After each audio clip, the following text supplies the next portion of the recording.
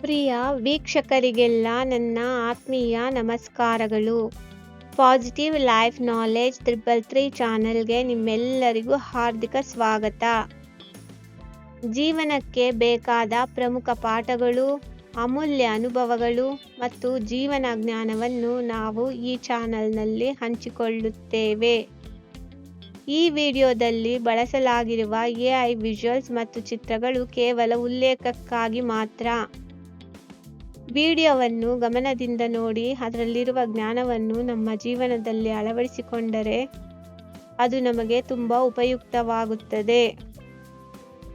ಉಪಯುಕ್ತ ಅಷ್ಟೇ ಅಲ್ಲ, ಈ ಪಾಠಗಳನ್ನು ನಮ್ಮ ಜೀವನದಲ್ಲಿ ಅಳವಡಿಸಿಕೊಂಡರೆ ನಮ್ಮ ಬದುಕು ಇನ್ನಷ್ಟು ಸುಂದರ ಮತ್ತು ಅರ್ಥಪೂರ್ಣವಾಗುತ್ತದೆ.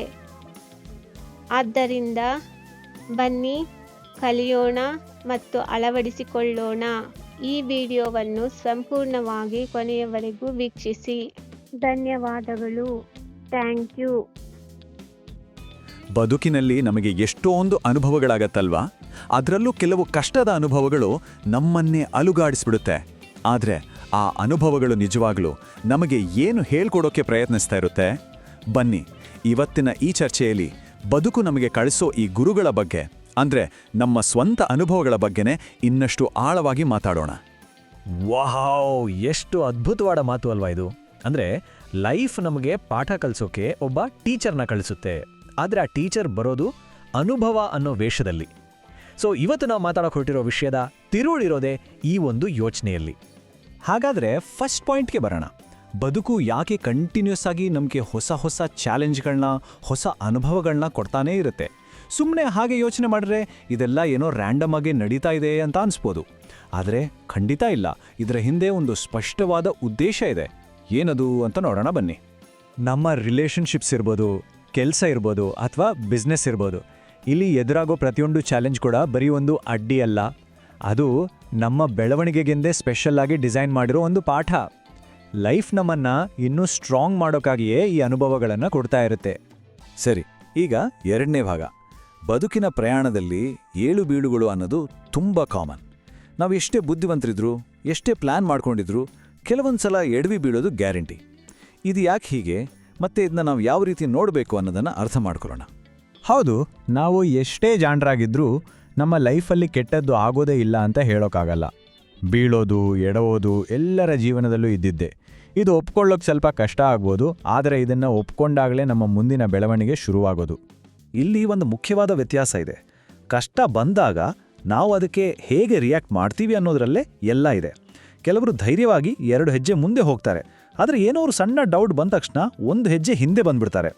ಆದರೆ ಯಾರು ಬೆಳಿಬೇಕು ಅಂತಾರೋ ಅವರು ಎಂಥದ್ದೇ ಪರಿಸ್ಥಿತಿ ಬಂದರೂ ಅದನ್ನು ಫೇಸ್ ಮಾಡಿ, ಅದರಿಂದ ಪಾಠ ಕಲಿತು ಇನ್ನಷ್ಟು ಸ್ಟ್ರಾಂಗ್ ಆಗಿ ಮುಂದೆ ನುಗ್ತಾರೆ.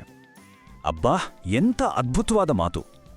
ಬಿದ್ದ ತಕ್ಷಣ ಎಲ್ಲವೂ ಮುಗೀತು ಅಂತಲ್ಲ, ಬೀಳೋದೆ ಏಳೋಕೆ. ಪ್ರತಿಯೊಂದು ಪತನೂ ಕೂಡ ಮೊದಲಿಗಿಂತ ಇನ್ನೂ ಎತ್ತರಕ್ಕೆ ಹೇಗೆ ಏಳಬೇಕು ಅನ್ನೋ ಪಾಠ ಹೇಳ್ಕೊಡುತ್ತೆ. ಸರಿ, ಈಗ ನಮ್ಮ ಮೂರನೇ ವಿಷಯ, ಸೋಲಿನಿಂದ ಕಲಿಯೋ ಪಾಠ. ಸೋಲು ಅಂದ್ರೇನೆ ಎಲ್ಲರಿಗೂ ನೋವಾಗತ್ತೆ ಅಲ್ವಾ? ಆದರೆ ಆ ನೋವಿನ ಅನುಭವವನ್ನೇ ಒಂದು ಹೊಸ ಆರಂಭಕ್ಕೆ ಶಕ್ತಿಯಾಗಿ ಕನ್ವರ್ಟ್ ಮಾಡೋದು ಹೇಗೆ? ಇದರ ಬಗ್ಗೆ ಸ್ವಲ್ಪ ಮಾತಾಡೋಣ. ಬನ್ನಿ, ಒಂದು ಸಿಂಪಲ್ ಉದಾಹರಣೆ ತಗೋಣ. ಎಕ್ಸಾಮಲ್ಲಿ ಫೇಲ್ ಆದಾಗ ಅಬ್ಬಾ, ಇಡೀ ಓದೋ ದಾರಿನೇ ಕ್ಲೋಸ್ ಆಯಿತು ಅಂತ ಫೀಲ್ ಆಗ್ಬೋದು.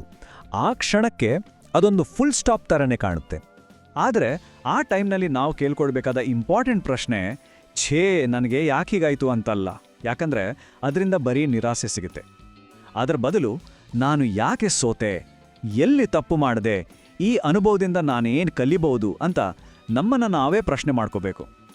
ನೋಡಿ, ಈ ಒಂದು ಪ್ರಶ್ನೆ ಇದೆಯಲ್ಲ, ಇದು ಆ ಸೋಲನ್ನ ಅಂತ್ಯ ಅನ್ನೋ ಫೀಲಿಂಗ್ನಿಂದ ಹೊರಗೆ ತಂದು ಕಲಿಕೆ ಮತ್ತು ಯಶಸ್ಸಿನ ಒಂದು ಹೊಸ ಶುರುವಾತಿಗೆ ದಾರಿ ಮಾಡಿಕೊಡುತ್ತೆ. ಅದು ಆ ಫುಲ್ ಸ್ಟಾಪನ್ನು ಕಾಮಾ ಆಗಿ ಬದಲಾಯಿಸುತ್ತೆ. ನಾವು ಎಷ್ಟೋ ಸಲ ಕೇಳಿರ್ತೀವಿ, ನಾನು ಆ ಪರೀಕ್ಷೆಯಲ್ಲಿ ಫೇಲ್ ಆಗಿದ್ದಕ್ಕೆ ಇವತ್ತು ಈ ಕಂಪನಿ ಕಟ್ಟೋಕೆ ಸ್ಫೂರ್ತಿ ಸಿಕ್ಕಿದ್ದು ಅಂತ ಹೇಳೋ ಉದ್ಯಮಿಗಳಿದ್ದಾರೆ. ಆ ಸೋಲಿನಿಂದ ಪಾಠ ಕಲಿತೆ ನಾನು ಸ್ಪೋರ್ಟ್ಸ್ನಲ್ಲಿ ಗೆಲ್ಲೋಕೆ ಸಾಧ್ಯವಾಯಿತು ಅಂತ ಹೇಳೋ ಕ್ರೀಡಾಪಟುಗಳು ಇದ್ದಾರೆ. ಅಂದರೆ ಸೋಲು ಅನ್ನೋದು ಗೆಲುವಿಗೆ ಒಂದು ಲಾಂಚ್ ಪ್ಯಾಡ್ ಆಗ್ಬೋದು. ಸೊ ಇದರಿಂದ ನಮಗೆ ಒಂದು ಇಂಟ್ರೆಸ್ಟಿಂಗ್ ವಿಷಯ ಗೊತ್ತಾಗುತ್ತೆ. ಕೆಟ್ಟ ಅನುಭವಕ್ಕೂ ಒಳ್ಳೆ ನಿರ್ಧಾರಗಳಿಗೂ ಡೈರೆಕ್ಟ್ ಲಿಂಕ್ ಇದೆ. ಹಾಗಾದರೆ ಈ ಜಾನದ ಚೈನ್ ರಿಯಾಕ್ಷನ್ ಅಂದ್ರೆ ಏನು? ಇದು ಎಕ್ಸಾಕ್ಟ್ ಆಗಿ ಹೇಗೆ ಕೆಲಸ ಮಾಡುತ್ತೆ? ನೋಡಿ, ಈ ಪ್ರಾಸೆಸ್ ತುಂಬ ಸಿಂಪಲ್. ಮೊದಲು ಒಂದು ಕೆಟ್ಟ ಅನುಭವ ಆಗತ್ತೆ. ಆ ಅನುಭವದಿಂದ ನಾವು ಒಂದು ಮುಖ್ಯವಾದ ಪಾಠ ಕಲಿತೀವಿ. ಆ ಪಾಠದಿಂದ ನೆಕ್ಸ್ಟ್ ಟೈಮ್ ನಾವು ಅಲರ್ಟ್ ಆಗಿ ಒಂದು ಒಳ್ಳೆ ನಿರ್ಧಾರ ತಗೊಳ್ತೀವಿ, ಮತ್ತು ಆ ಒಳ್ಳೆ ನಿರ್ಧಾರವೇ ಕೊನೆಗೆ ನಮ್ಮನ್ನು ಯಶಸ್ಸಿನ ಕಡೆಗೆ ಕರ್ಕೊಂಡು ಹೋಗುತ್ತೆ. ಇದು ಕ್ಲಿಯರ್ ಆಗಿ ಅನುಭವದಿಂದ ಯಶಸ್ಸಿಗೆ ಹೋಗೋ ದಾರಿ. ಇದೇ ಈ ಸೆಕ್ಷನ್ನ ಸಾರಾಂಶ. ಕೆಟ್ಟ ಅನುಭವಗಳಿಲ್ಲದೆ ಒಳ್ಳೆ ನಿರ್ಧಾರಗಳನ್ನು ತಗೊಳ್ಳೋ ಸ್ಕಿಲ್ ಬೆಳೆಯೋದಿಲ್ಲ.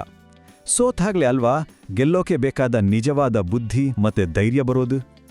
ಸರಿ, ಇಷ್ಟೆಲ್ಲ ಗೊತ್ತಾದ್ಮೇಲೆ ಈ ಮೈಂಡ್ಸೆಟ್ಟನ್ನು ನಮ್ಮ ದೈನಂದಿನ ಜೀವನದಲ್ಲಿ ಅಳವಡಿಸ್ಕೊಂಡು ಏನೇ ಕಷ್ಟ ಬಂದರೂ ಕುಗ್ದೆ ಧೈರ್ಯವಾಗಿ ಮುಂದೆ ಹೋಗೋದಿಗೆ ಅಂತಿಮವಾಗಿ ನಾವು ಏನು ಮಾಡಬೇಕು? ಮೊದಲನೇದಾಗಿ ಅನುಭವ ಅನ್ನೋ ಪದಕ್ಕೆ ನಮ್ಮ ಮನಸ್ಸಲ್ಲಿ ಒಂದು ಹೊಸ ಅರ್ಥ ಕೊಡೋಣ. ಅನುಭವ ಅಂದರೆ ಅದು ಸುಮ್ಮನೆ ನಡೆಯೋ ಘಟನೆ ಅಲ್ಲ, ಅದು ನಮ್ಮ ಬೆಳವಣಿಗೆಗಾಗಿಯೇ, ನಮಗಾಗಿಯೇ ಸ್ಪೆಷಲ್ ಆಗಿ ಕಳಿಸಲ್ಪಟ್ಟ ಒಂದು ಪಾಠ, ಒಬ್ಬ ಗುರು. ಹಾಗಾದ್ರೆ ಮುಂದೆ ಹೋಗ್ಬೇಕಾದ್ರೆ ಈ ಪಾಯಿಂಟ್ಸ್ನ ನೆನಪಿನಲ್ಲಿರಲಿ. ಒಂದು ಕೆಟ್ಟ ಅನುಭವ ಆಯಿತು ಅಂತ ಜೀವನದ ಪ್ರಯಾಣವನ್ನ ನಿಲ್ಲಿಸಬಾರ್ದು. ಯಾರೋ ಒಬ್ರಿಂದ ಕೆಟ್ಟ ಅನುಭವ ಆದ್ರೆ ಪ್ರಪಂಚದಲ್ಲಿ ಎಲ್ಲರೂ ಹಾಗೆ ಅಂತ ಅಂದ್ಕೋಬಾರ್ದು. ಅದರ ಬದಲು ಆ ಅನುಭವದಿಂದ ಪಾಠ ಕಲಿತು ನೆಕ್ಸ್ಟ್ ಟೈಮ್ ಹೆಚ್ಚು ಹುಷಾರಾಗಿ, ಹೆಚ್ಚು ಅರಿವಿನಿಂದ ಇರಬೇಕು. ಎಲ್ಲಕ್ಕಿಂತ ಮುಖ್ಯವಾಗಿ ಆ ಅನುಭವವೇ ನಮಗೆ ಪಾಠ ಕಲಿಸೋಕೆ ಬಂದ ಗುರು ಅಂತ ಒಪ್ಕೋಬೇಕು. ಸಿಂಪಲ್ ಆಗಿ ಹೇಳೋದಾದ್ರೆ ಈ 3 ಸ್ಟೆಪ್ಸ್ ಫಾಲೋ ಮಾಡಬೇಕು.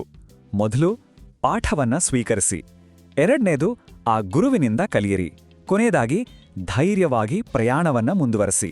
ಇದೇ ಎಲ್ಲಾ ಅನುಭವಗಳನ್ನ ನಮ್ಮ ಬೆಳವಣಿಗೆಯ ಇಂಧನವಾಗಿ ಬದಲಾಯಿಸೋ ದಾರಿ. ಈ ವಿಶ್ಲೇಷಣೆ ಮುಗಿಸೋ ಮುನ್ನ ನಿಮ್ಗೊಂದು ಪ್ರಶ್ನೆ. ನಿಮ್ಗೆ ಇತ್ತೀಚೆಗೆ ಸಿಕ್ಕ ಗುರು ಅಂದ್ರೆ ನಿಮ್ಮ ಒಂದು ಅನುಭವ ನಿಮ್ಗೆ ಯಾವ ಅಮೂಲ್ಯವಾದ ಪಾಠವನ್ನ ಕಲಿಸಿತು? ಒಂದ್ಸಲ ಯೋಚನೆ ಮಾಡಿ ನೋಡಿ.